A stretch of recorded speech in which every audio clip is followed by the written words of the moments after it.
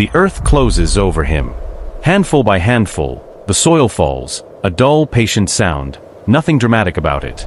The footsteps of the people who buried him grow fainter and fainter, until there's nothing left but wind moving over sand. And then it is reported in that silence, he is not alone. Two figures approach out of the darkness.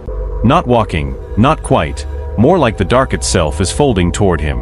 And the question they're about to ask him is one he has heard of his entire life, joked about with friends, half-dreaded in quiet moments before sleep, and never once believed he'd actually have to answer. We don't know his name. We don't need to. Because this moment, this exact moment, is waiting for every single one of us, without exception, regardless of who we are or what we've built in this life. To understand what happens there, in that space between the last breath and whatever comes next, we have to go all the way back. Back past the funeral. Back past the illness, or the accident, or however the story ends for each of us. Back to the very second the soul leaves the body. Because according to the Islamic tradition, that is where this whole story actually starts. Let us begin. This is the story of Barzakh, the waiting world. Every human life ends the same way, biologically speaking. The heart stops. The breath stops. The brain goes dark. And by every measurement modern science has ever built, that is the full and complete end of the story. But in the Islamic tradition, it isn't. Not even close. It's reported that at the moment of death, the soul is drawn upward and out of the body, not violently for most, but according to a process shaped entirely by how that person lived. For some, the tradition holds, the soul leaves the way water pours smoothly from the mouth of a container, easy, almost gentle, barely resisted. For others, it's described in a far harsher image, pulled the way a thorned branch is dragged backward through wet wool, catching on every fiber, resisting the whole way out. Same species. Same bodies. Completely different exits. And the difference, according to the tradition, comes down entirely to what that soul spent a lifetime becoming. The scholar who documented this in the most exhaustive detail was a 14th century jurist and theologian working out of Damascus named Ibn Qayyim al-Jawziyyah. He lived through political upheaval, imprisonment for his teacher's controversial rulings, and years of quiet scholarly labor, and somewhere in the middle of that life, he sat down and produced one of the most detailed treatments in Islamic history of exactly this subject. What tradition says happens the instant a person crosses from this world into the next. His work is known simply as Kitab al-Ruh, the Book of the Soul. And according to the reports he gathered from earlier generations, the soul doesn't just vanish into nothing the second it leaves the body. It rises. Angels are described as carrying it upward, through what several hadith describe as layers of the heavens themselves, gate by gate. And somewhere in that ascent, according to one especially detailed hadith narrated by the companion al-Bara ibn Azib, the soul is presented before its Lord and granted, or denied, permission to continue. Which raises the question that is going to sit with us for the rest of this video. If the body is buried in the ground, motionless, decomposing, sealed under stone and soil, where exactly is the person? We'll come back to that. Sit with it for now. Because right now, in our story, the soul is only just arriving at the edge of something the Quran itself gives a specific name to. Not heaven. Not hell. A third thing, a boundary, a partition, a waiting space. In Arabic, Barzakh. The word Barzakh appears directly in the Quran, in Surah Al-Mu'minun, verse 100. The context is almost unbearably specific. It describes a person facing the moment of death, suddenly desperate, pleading for one more chance, one more return to the world to make things right, to fix what was broken, to do the good deeds they kept postponing. And the answer given, in the verse, is final. No negotiation. No extension. And before them is a barrier until the day they are resurrected. A barrier. Not a punishment sentence. Not paradise, not yet. A wall standing between one world and the next, and everyone who has ever died is currently standing behind it, right now, at this exact second waiting. Think about the scale of that for a moment. Every person who has ever lived and died, pharaohs and slaves, prophets and tyrants, your own great-great-grandparents whose names you may not even remember, every single one of them is, according to this belief, in this exact same waiting room. Different conditions inside it, by every account. But the same room. The same barrier. The same wait. So what does that room actually look like? This is where it gets specific, and where the tradition starts moving in a direction most people watching this have probably never heard laid out in detail. Ibn al-Qayyim, along with earlier scholars like Ibn Abi al-Dunya, whose 9th century compilation on the afterlife predates and heavily informs the later works, describe Barzakh not as one single flat condition applied equally to everyone, but as something closer to a set of stations. Different levels a soul might occupy, entirely dependent on how that soul spent its time in this world. At the very top, reserved for no one else, sit the souls of the prophets, occupying what the tradition calls Illiyin, the highest station, itself described as layered with echelons few of us could ever picture with any real accuracy. Below that, it is reported, are the souls of those who died as martyrs. There's a well-known hadith, recorded in the collection of Imam Muslim, describing their souls as resting inside the bodies of green birds that roam freely through paradise, eating from its fruit, drinking from its rivers, until the day they're called back to be reunited with their bodies. And this isn't just poetic language tacked onto their story for comfort. The Quran itself, in Surah Al-Imran, insists explicitly that we should never think of those who died in this cause as dead at all. Rather, it says, they are alive, sustained with their Lord. Below that again, the courtyards near the very gates of paradise, where it said the souls of the sincerely faithful wait in comfort and ease, free from anxiety about what's still to come. And then, for what the tradition suggests is a large portion of ordinary, everyday believers, people who lived good but flawed and imperfect lives, neither saints nor sinners, just people, something almost strange happens. Their souls, it's reported, remain closer to their graves. Present. Aware in some limited sense. Waiting there, near the very place their bodies were laid to rest. Which means, according to this belief, when you walk through a graveyard, or stand quietly at a family member's grave, you may not be nearly as alone as you feel. And that idea, that the dead might actually perceive the living, that some thread of awareness survives even after burial, is not some fringe folk belief loosely attached to the religion by later generations. It's something the Prophet Muhammad, peace be upon him, is reported to have demonstrated directly, in one of the most debated and most frequently discussed moments in all of early Islamic history. After the Battle of Badr, the bodies of the Quraysh who had died fighting against the Muslims were gathered and thrown into a dry well on the outskirts of the battlefield. And the Prophet, peace be upon him, is reported to have walked to the edge of that well, 3 days after the battle, and stood there, and spoken to the dead men inside it by name, asking them one by one, whether they had found what their Lord had promised them to be true, whether the outcome had matched the warning. His companions, understandably unsettled by the sight, asked him directly, "Are you speaking to corpses? Can the dead hear you?" And he replied, according to the hadith recorded in Sahih al-Bukhari, that they could hear him just as well as the living standing beside him could, by Allah's permission, though they were no longer able to respond. Scholars have debated the precise mechanics of that hadith for well over 1,000 years now, whether it describes a general, ongoing state of perception, or something specific and limited to that moment and those men. It's a genuine point of scholarly discussion, and honest treatments of the topic say so rather than pretending the matter is fully settled. But the underlying principle nearly all of them agree on, and which Ibn al-Qayyim leaned on heavily in his own writing, is this: death is not a light switch. It's a transition. Whatever connects a soul to hearing, to awareness, to some form of perception, doesn't simply cease to exist the moment the heart stops. It changes shape.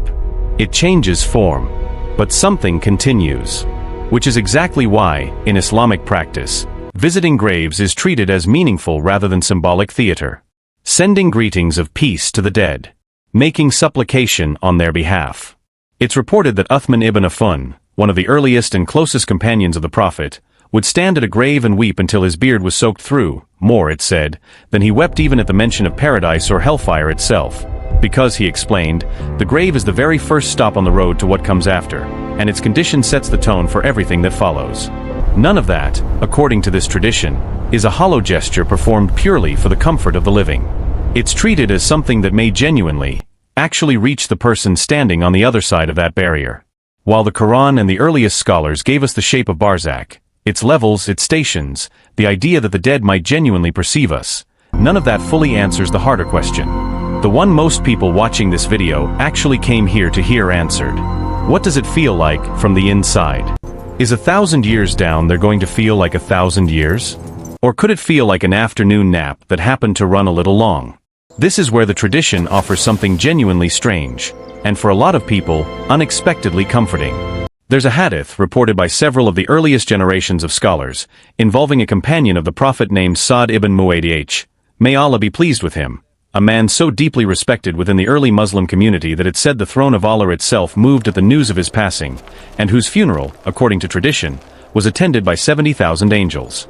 If anyone was going to have an easy, frictionless passage into Barzakh, by every earthly measure of righteousness available to us, it was him. And yet, the tradition holds, even his grave briefly constricted around him before easing into comfort, a detail scholars have long treated not as any kind of personal punishment, but as part of a trial every single soul undergoes as it adjusts to this new and unfamiliar mode of existing. It's reported this moment passed quickly for him, and gave way to ease. But the fact that it happened to him at all tells us something important.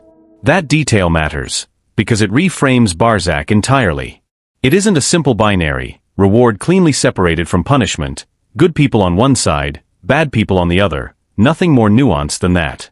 It's described across the classical sources as a genuinely new and unfamiliar mode of existing, one where even the most righteous soul in the room experiences something disorienting before finally settling into the peace it's earned. And on the specific question of time, the tradition is almost eerie in how directly it answers it. The Quran gives us a striking parallel story to work with here, the account in Surah Al-Kahf of a group of young believers who took refuge in a cave to escape persecution, and fell asleep there for what the Quran describes as 300 years, plus 9 more. When they finally woke, they had no idea any real time had passed at all. One of them suggested they'd slept a day, or maybe less than a day. It took finding their old coins, no longer valid currency, for them to even begin grasping what had actually happened. Multiple scholars point directly to that story, and to a related hadith about the general resurrection, as a working model for how time inside Barzakh may actually be experienced. Not measured out in centuries, the way we track it from the outside. Compressed instead, an afternoon, a nap, the brief space between one breath and the next. On the Day of Judgment itself, the Quran describes people disagreeing amongst themselves over how long they'd actually spent in their graves, some guessing a full day, others insisting it had been far less than that. Which means, according to this belief, the person who died 1,000 years ago and the person who dies 5 minutes from the moment you're watching this video may, from their own internal perspective, open their eyes again at the exact same instant. Sit with that for a second, because it completely reframes the entire idea of waiting. This isn't a prison sentence measured out in centuries of conscious dread. For most souls, it is described as something far closer to a doorway, one they walk toward, and almost immediately by their own perception, walk straight through to the other side. But, and the tradition is very clear on this part, not everyone experiences that doorway the same way. Remember the man from the very opening of this video?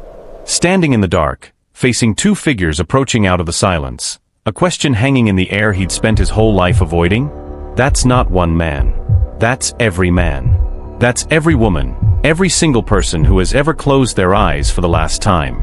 That is the exact moment we've spent this entire video building toward, the edge of the barrier, the first breath inside Barzakh, the point where everything a person spent their life quietly becoming finally meets the room it's been waiting in the whole time. We are not going to walk through that interrogation moment in detail here, the specific questions, the identity of the two figures who ask them, what precisely determines the outcome, because that moment deserves, and has, its own full dedicated account, and we've built an entire separate episode around exactly that encounter. What matters for this story right now is what comes immediately after it. Because that's the part where Barzakh finally reveals what it's actually for. According to the tradition, once that first encounter is complete, the grave itself is described as responding directly to it, expanding outward into something vast and comfortable for those who lived with sincerity, or narrowing uncomfortably tight for those who didn't. Scholars are careful to frame this not as some arbitrary disconnected punishment handed down from nowhere, but as something closer to a mirror. The condition of the grave, in this framing, simply reflects the condition a person spent a lifetime cultivating inside their own heart.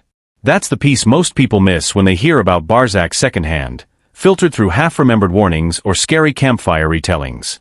It isn't a courtroom handing down a surprise verdict out of nowhere. It's described again and again across the classical sources, as a continuation, the natural, almost mechanical unfolding of a life that was already lived, already chosen, already shaped by 10,000 small decisions made in private. A person who spent their years in heedlessness meets a Barzakh that mirrors that heedlessness back at them. A person who spent their years in remembrance, patience, and quiet care for the people around them meets a Barzakh that mirrors that back too. Al-Ghazali, writing generations before Ibn al-Qayyim, framed this idea almost like a performance that was already rehearsed and complete. Death, he argued, doesn't introduce anything genuinely new into a soul. It simply strips away the noise and distraction of worldly life that was hiding what was already there the entire time. If a heart was full of light, death reveals that light. If it was full of something else, death reveals that too. And this is where the story lands its final point.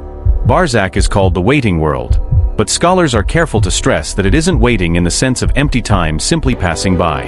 It's described as a place where the truth of a person's life becomes fully undeniable, both to themselves and for the righteous, as a genuine source of comfort while they anticipate what's still ahead of them. The day of resurrection, the great gathering, the final reckoning that Barzakh itself is only ever the doorway toward, never the destination.